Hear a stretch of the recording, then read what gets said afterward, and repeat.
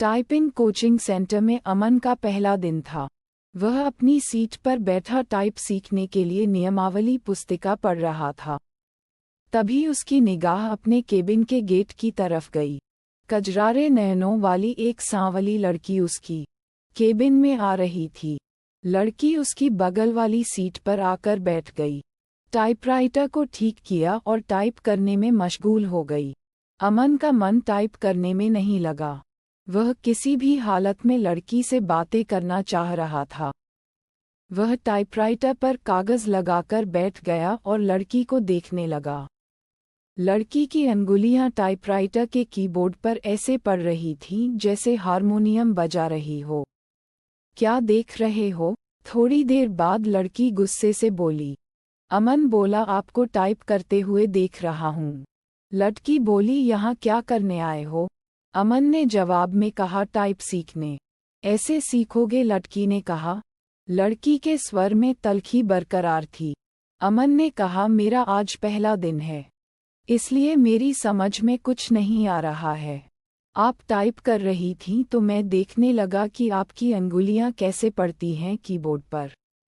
आपको टाइप करते देखकर लगा मैं भी सीख जाऊंगा। लड़की बोली, यदि इसी तरह मुझे ही देखते रहे तो आपकी यह मनोकामना कभी पूरी नहीं होगी। लड़की फिर टाइप करने में जुट गई। अमन भी कीबोर्ड देखकर टाइप करने लगा। टाइप करने में उसका मन नहीं लग रहा था। वे बेचैनी सी महसूस कर रहा था। 10 मिनट बाद ही उसने टाइपराइटर का रिबन फंसा दिया। लड़की ने कहा, रिबन तो फंसेगा ही जब ध्यान कहीं और होगा। लड़की उसके टाइपराइटर को थोड़ा अपनी ओर खींचकर रिबन ठीक करने लगी। इसी बीच रिबन नीचे गिर गया। वह उसे उठाने के लिए झुकी तो उसके गले से चुन्नी गिर गई। रिबन उठाने के लिए अमन भी झुका था। उसकी निगाह अकस्मात ही लड़की के उरोज़ों पर चली गई। वह सकपका गया। तभी लड़की बोली, लो, ठीक हो गया। लड़की ने कहा, तब उसकी चेतना लौटी। लड़की फिर टाइप करने में लग गई, लेकिन अमन का मन टाइप में नहीं लगा। वह लड़की से बात करने की ताक में ही लगा रहा। मन नहीं लग रहा है? अचानक लड़की ने उससे पूछा तो अमन की बाँछें खिल गईं। अमन ने कहा, लगता है कि सीख भी नहीं पाऊंगा। लड़की बोली, आसार तो कुछ ऐसे ही दिखते हैं। आपका नाम? अमन ने बात को बढ़ाने के लिए सवाल कर दिया। लड़की ने अपना नाम रसिका बताया। अमन ने कहा, अच्छा नाम है, लेकिन मुझे इस नाम से नफरत है। रसिका ने कहा। अमन ने पूछा, क्यों? कोई एक कारण हो तो बताएं। ये कहते हुए रसिका अपनी सीट से उठी और पस कंधे पर टांगते हुए केबिन से बाहर निकल गई। अमन उसे जाते हुए देखता रहा। उसके जाने के बाद उसने टाइपराइटर पर डाली। टाइपराइटर उसे उदास लगा और दुनिया बदल गई। इसी दिन से अमन हवा में उड़ने लगा। रातों को छत पर घूमने लगा, तारे गिनता और उनसे बातें करता। चांदनी रात में बैठकर कविताएं लिखता। गर्मी की धूप उसे गुनगुनी लगने लगी। दुनिया गुलाबी हो गई तो जिंदगी गुलाब का फूल। आंखों से नींद गायब हो गई। वह ख्यालों ही ख्यालों में पैदल ही कई कई किलोमीटर घूम आता। अपनी इस स्थिति के बारे में उसने अपने एक दोस्त को बताया तो उसने कहा, लगता तुम्हें प्यार हो गया है। दोस्त की बात को सुनकर उसे अच्छा लगा।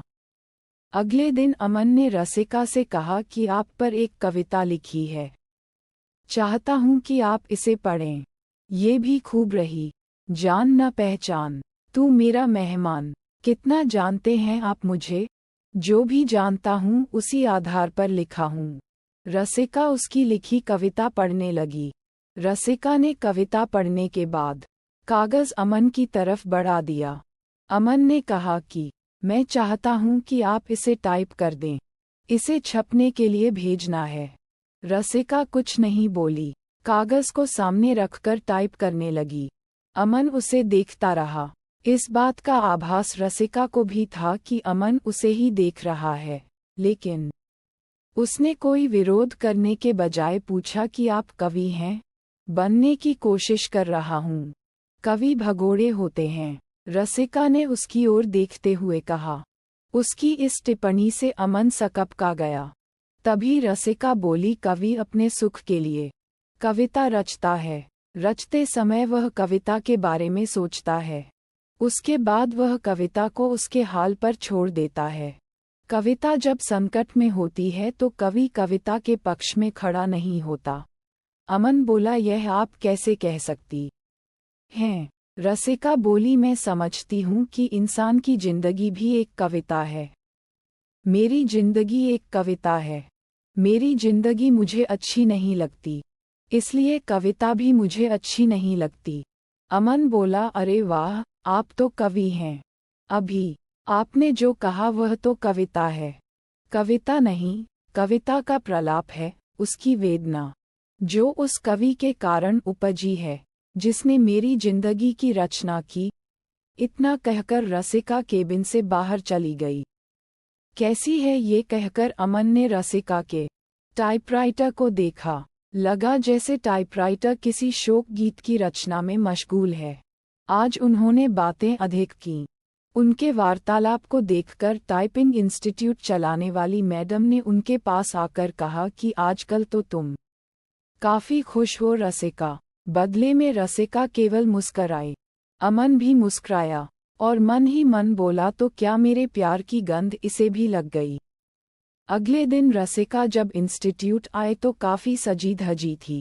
नया गुलाबी सूट पहने थी, बालों का स्टाइल बदला हुआ था। अमन को रसिका का ये बदला रूप अच्छा लगा। वह अपनी भावनाओं को दबा नहीं पाया। बोला, काफी सुंदर लग रही हो।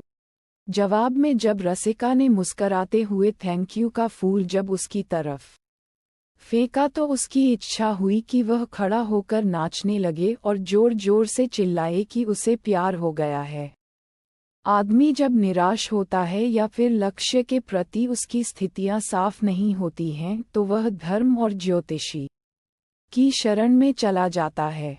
अमन की भी हालत कुछ ऐसी ही थी। वह रसिका को चाहने लगा था, लेकिन रसिका भी उसे चाहती है ये स्पष्ट नहीं था। वह अपनी बेरोजगारी से भी परेशान था। घर वाले शादी के लिए अलग से दबाव डाल रहे थे, लिहाजा एक दिन वह ज्योतिषी के पास चला गया। नौकरी पाने के लिए वह ज्योतिषी से नुस्खे पूछता रहता है। उसने सोचा कि प्रेम पाने के लिए भी ग्रह नक्षत्रों की चाल जान ली जाए। नौकरी के लिए तो ज्योतिषी कभी कहता है कि आपकी कुंडली में कालसर्प दोष है, जो आपके शुभ कार्यों में बाधक है। इसकी शांति के लिए घर में मोर पंख रखें और प्रतिदिन उसे 2-3 बार अपने शरीर पर घुमाएं। सोमवार के दिन चांदी से बना सर्प का जोड़ा शिवलिंग पर चढ़ाएं। नित्य श्री गणेश जी की उपासना करें। धैर्यपूर्वक ऐसा करने पर ही रोजगार प्राप्ति की संभावना बनेगी। अमन ने अभी तक उसके बताए हर नुस्खे को आजमाया, लेकिन कभी भी कोई संभावना नहीं बनी। शिकायत करने पर वह कह देता है कि आप पर भाग्येश शुक्र की महादशा चल रही है। शुक्र के बलवर्धन के लिए शुक्रवार के दिन 5.5 रत्ती का ओपल चांदी में जड़वाकर दाहिनी मध्यमा में धारण करें। पंडित जी, मेरी कुंडली में प्रेम है कि नहीं? अमन ने पूछा। है न, बहुत है। कुंडली पर सरसरी नजर डालते हुए ज्योतिषी ने कहा। प्रेम विवाह का योग है, लेकिन कुछ बाधाएं हैं। प्रेम विवाह में क्या लफड़ा है? अमन बोला। ज्योतिषी ने जवाब में कहा, आप पर शुक्र की महादशा चल रही है, जो अशुभ फलप्रद है। गोचर में भी आपकी राशि पर शनि की 7.5 चल रही है। शनि शांति के लिए प्रत्येक शनिवार कुत्तों को सरसों के तेल से बना मीठा पराठा खिलाएं। ग्रह शांति के उपरांत ही प्रेम में सफलता की संभावना बन सकती है। अमन बोला, सब ढकोसला है। इतने दिनों से आप एक नौकरी के लिए मुझसे क्या क्या नहीं करवाते रहे। मिली नौकरी, साला चपरासी भी कोई रखने को तैयार नहीं।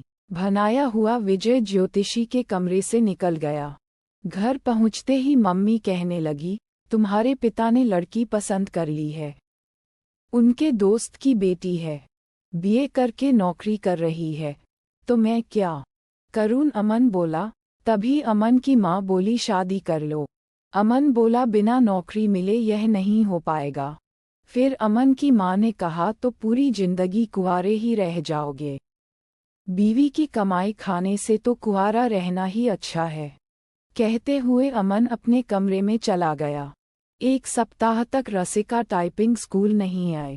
अमन रोज आता रहा और निराश होकर वापस घर जाता रहा। 8वें दिन रसिका के आते ही वह पूछा बैठा कि एक सप्ताह आई नहीं। जिंदगी में बहुत दिक्कतें हैं। कहते हुए रसिका अपनी सीट पर बैठ गई। क्या हो गया? अमन ने पूछा। जवाब में रसिका बोली मेरी बहन जो बीए कर रही है किसी लड़के के साथ चली गई। दोनों बिना शादी के ही एक साथ रह रहे हैं। अमन बोला ऐसा क्यों किया? रसिका ने बताया उसका कहना है कि यदि वह ऐसा न करती तो उसकी शादी ही नहीं हो पाती। अमन ने पूछा ऐसा क्यों? हमारे घर के आर्थिक हालात। इतना कहकर रसिका चुप हो गई। अमन बोला मुझे नहीं लगता कि आपकी बहन ने गलत किया है। आज की युवा पीढ़ी विद्रोही हो गई है। वह परंपराओं को तोड़कर नई नैतिकता गढ़ रही है। समय के साथ सब ठीक हो जाएगा। रसिका ने कहा पर माँ तो नहीं समझती। अमन बोला उनके लिए समझना थोड़ा मुश्किल है, लेकिन आजकल सब चलता है। हमारा समाज बदल रहा है। बिना शादी के एक साथ रहना पश्चिमी परंपरा है, लेकिन अब ऐसा हमारे यहाँ भी होने लगा है। रसिका ने हामी भरते हुए कहा कि हाँ, बैठकर सपनों के राजकुमार का इंतजार करने से तो बेहतर ही है न कि जो हाथ थाम ले उसके साथ चल दिया जाए। चाहे 4 दिन ही सही, जिंदगी में बहार तो आ जाएगी। अमन को लगा कि कह दे कि फिर तुम मेरे साथ क्यों नहीं चलती। हम शादी कर लेते हैं, पर वह कह नहीं पाया। तभी रसिका बोली जानते हो मेरी एक बहन 12वीं में पढ़ रही है। उसका भी एक लड़के से प्रेम चल रहा है। वे दोनों एक दूसरे से शादी करने को तैयार हैं। अगले साल बालिग होते ही शादी कर लेंगे। अमन के मन में आया कि कह दे कि अच्छा ही है। वह अपने आप वर खोज लें तो तुम्हें परेशानी नहीं होगी। वैसे भी 5,000 रुपये की नौकरी में तुम कौन सा राजकुमार उन्हें दे दोगी। अच्छा है कि वह अपने अपने प्रेमियों के साथ भाग जाएं। बातों बातों में एक दिन रसिका ने उसे बताया था कि उसके पिता की मौत हो चुकी है और वह 3 बहन हैं। उसका कोई भाई नहीं है। बहनों में वही सबसे बड़ी है। वह एक ऑफिस में काम करती है और उसे 5,000 रुपये मासिक वेतन मिलता है। दूसरी जगह काम पाने के लिए टाइपिंग सीख रही है। अमन को अपने एक दोस्त के साथ घटी ऐसी ही घटना की याद आ गई। उसके दोस्त की एक बहन अपनी बड़ी बहन के अधेड़ से ब्याह देने के बाद प्रेमी के साथ भाग गई। इसके बाद उसका दोस्त गुस्से में उबल रहा था। तब अमन ने कहा था कि शांत रहो यार, वे दोनों जहां हो कुशल से रहें। उसने जो किया अच्छा ही किया। तुम कौन सा उसे राजकुमार से ब्याह देते। आखिरकार जिंदगी उसकी है, जीना उसे है, इसलिए निर्णय भी उसे ही लेना चाहिए। दोस्त के बड़े भाई ने भी अमन की बात का समर्थन किया था, लेकिन थोड़ा दार्शनिक अंदाज में कहा था कि होनी को यही मंजूर था। रसिका बोली मैं भी सोचती हूँ कि एक बहन ने जो किया ठीक ही है। दूसरी जो करेगी वह भी